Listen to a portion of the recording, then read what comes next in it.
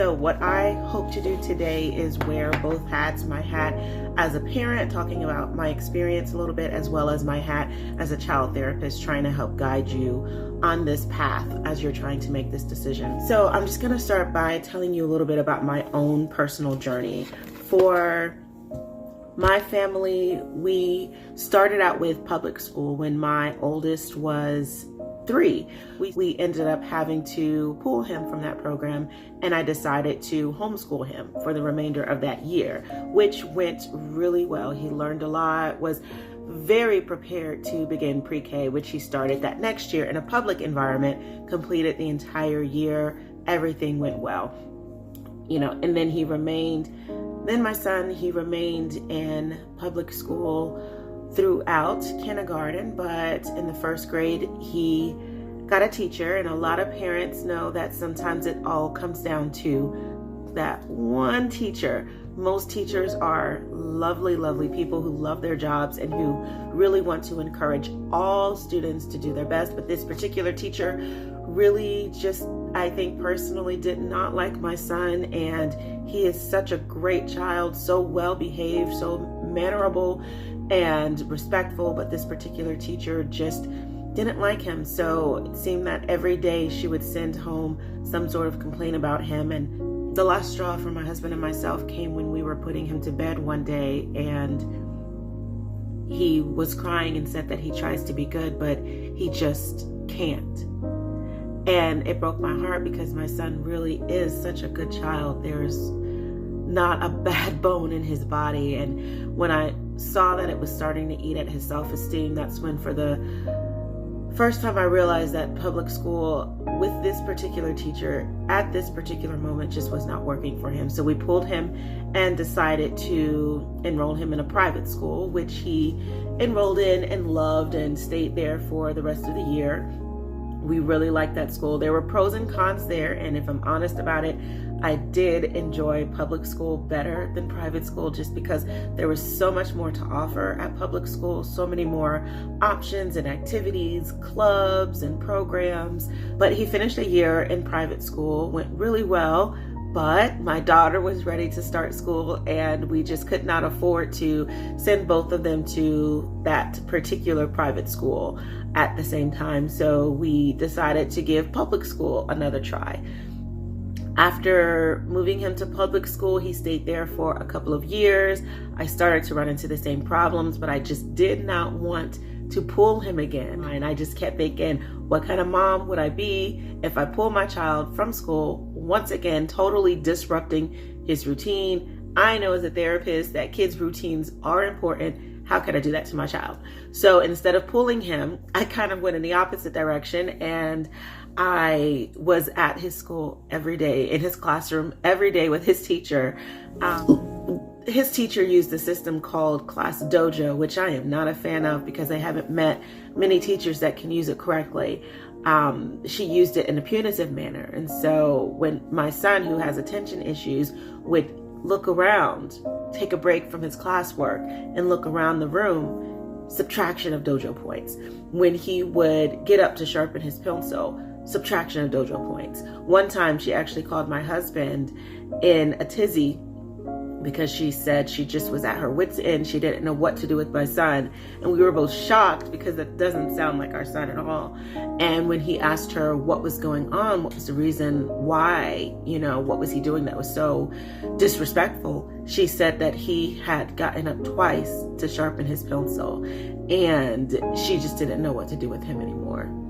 So we were really confused. Of course, we had to call a meeting because we are those kinds of parents, and we had to get to the bottom of it and let her know that he struggles with attention issues. He's not a behavior issue. And a lot of times I do see that with certain teachers and certain students, it is easier to label them as a behavior problem than it is an attention problem. So I kind of have to go in there and just kind of put my hat on of child therapist, let her know, not this child. You will not label him as a behavior problem when it is in fact attention. So things improved slightly. I was able to help him make it through that year. Then we moved on to third grade. His third grade teacher was okay. She wasn't, on either end of that spectrum as being, completely uninvolved teacher that was just kind of there filling the space, to being a teacher who is that wonderful teacher that you wish could follow your child throughout every year of their education. But she was kind of right there in the middle. Really enjoyed it, but I just started to feel like certain things were lacking with the school system. Again, I loved public school. It's just for my two children, there were things that were just not fitting into place. With my son, he was on one end of the learning curve, extremely intelligent, very smart, mind for business, mind for finances, already is, trying to give me tips on what stocks I should invest in. But when it comes to learning, sometimes he struggles with being able to retain and recall information, and he has some processing issues as well. With my daughter, who started kindergarten at the time, she was on the other end of that as I homeschooled her. And so as she was in kindergarten and the teachers were teaching certain subjects, she was completely bored. She would finish her little worksheets in about 20 seconds, turn it over, draw pictures, flip it back over, answer each question again. And I would ask her at the end of the day, how did you have so much time to do this? And she would say, well, I finished and I didn't have anything to do. Loved her teachers so much, but it's just that the setting was not working for her.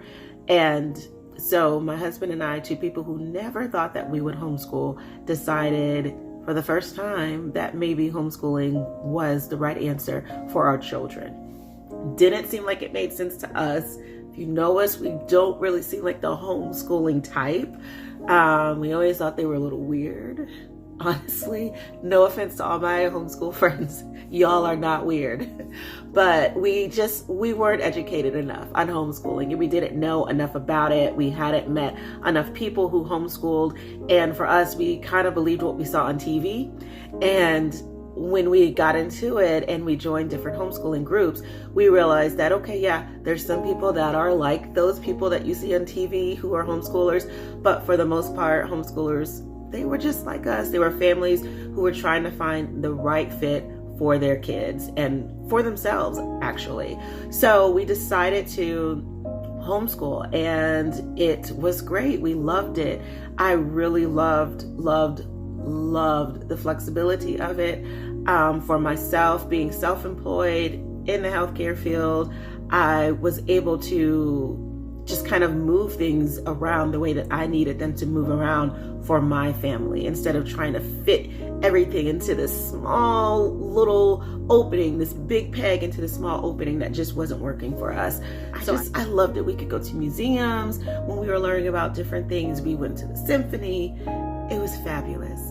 And I really liked it. I enjoyed it. I was able to choose my children's curriculum, and it went really well. But then all of a sudden, 2020, the pandemic hit, and we did not want our children to be quarantined in a household where they were only able to socialize with us. So we decided that it would be best for us to enroll them in an online charter school, so that they would be able to at least socialize with peers their own age, as well as teachers, someone who has something to say other than what they hear us say every day. We want our children to be fully developed, not just because they're listening to everything that we believe to be true in a subject, but because they've considered all options, because they've been around possible influences and been able to make the right decision. That's the kind of growth we wanted for our kids. So we decided to enroll them in an online charter school.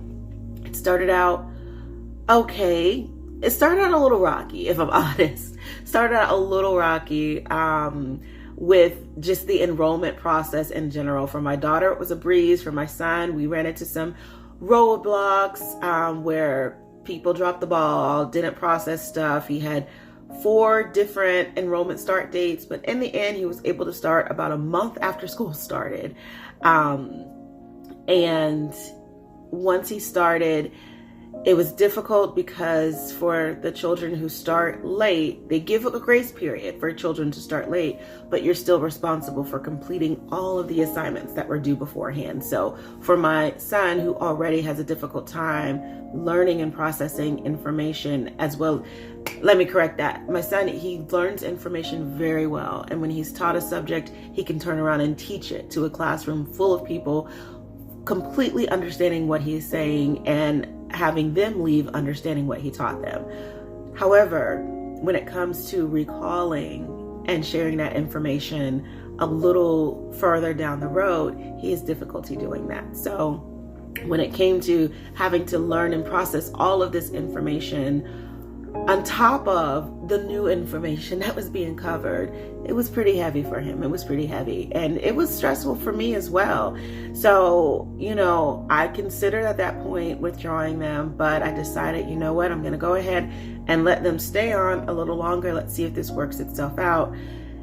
It kind of worked itself out. He was able to make it through all of those assignments, but we soon discovered that that workload was pretty common for this particular school. And every day he was up doing homework until around 10, 11 o'clock at night. And, for my daughter, she was up doing assignments until around 7, 8 o'clock at night. And just was not working for me because the retention just was not there. It was different than homeschooling, not to toot my own horn, but I notice that my children, they're more hands-on learners when they are just kind of filling out online worksheets or reading these 20-page online modules is what they call it. The information just doesn't stick. They have to be able to teach it. They have to be able to sing it, to build it, to play it, to work it out so that they can really understand the meaning behind it. That's what was missing for me. And after going through one entire semester, watching both of my children struggle, although they made the honor roll because they are smart kids, but watching them struggle with just the format of the school in general, and then returning back to school in January, letting that month go out. On top of, I forgot to mention the assessments that they have every few weeks. There's another assessment. And I just don't agree that assessments should be the main way to gauge how much a child has learned or what their capabilities are. So, here we are the first week in February. We've gone through one semester plus 1 month.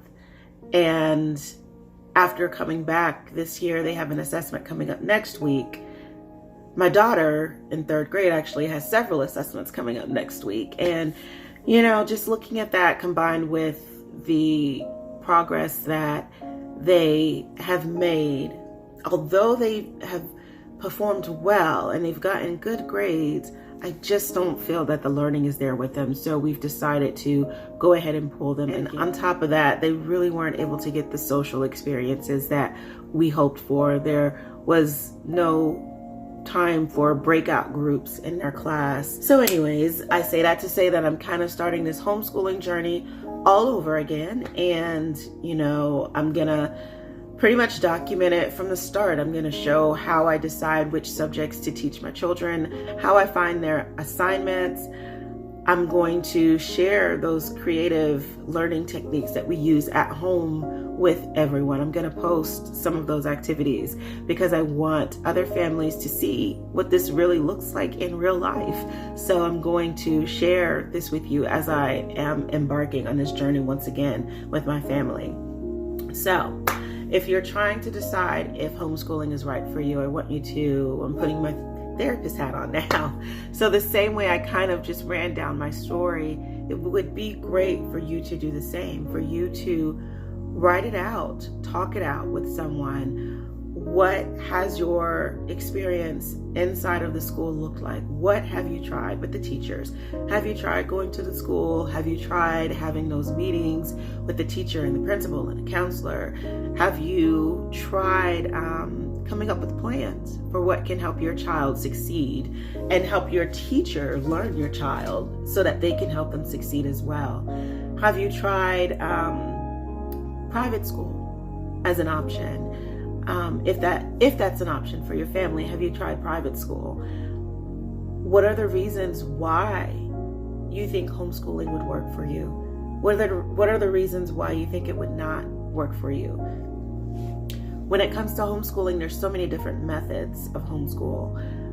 I do one that some people would probably cringe at. I subscribe to any particular curriculum, and you'll see in a few other videos that I make exactly how I come up with the assignments that my children complete, which I do want to say, when my children did switch to their online charter school, they were certainly ahead of where they were expected to be for their age. So they scored in the high percentile for each of their MAP tests. And so that lets me know that the method that I was using, it was working out pretty well. Think of how you would feel being a teacher. Is that something that you enjoy doing? Is it something that kind of comes naturally to you? Do you get frustrated when you're trying to teach someone something and it seems like they're not quite grasping? If so, consider bringing someone else in for a teacher maybe. You could consider hiring someone, or you could consider enlisting another family member. There are some homeschool co-ops that provide classes as well, and that may be a good option for your family. It's kind of a hybrid homeschool situation where they're at the co-op for part of the day and then they're with you for that reinforcement work. What kind of support do you have? Do you have a spouse that will be there with you when you have to, for instance, go to work or go to the grocery store that can help to get those assignments done? Or do you have another family member or a friend that would be able to take on that role? It's good to have support. It's also good to have that person that you can say, hey, I need a day, I have to go run some errands. Can I bring the kids to you so that I can go take care of this without them?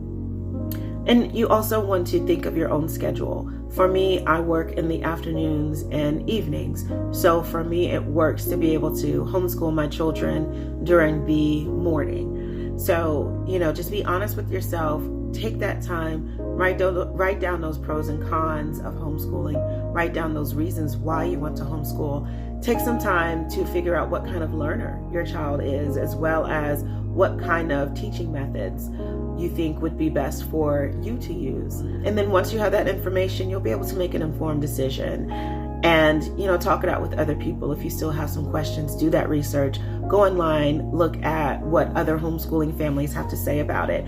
For my family, it just makes sense to do the thing we never thought we would do, and that is homeschool. And, it is not right for every family, but for some families it may not seem right, but it could be the answer to your prayers. It could be what is going to really help your family thrive.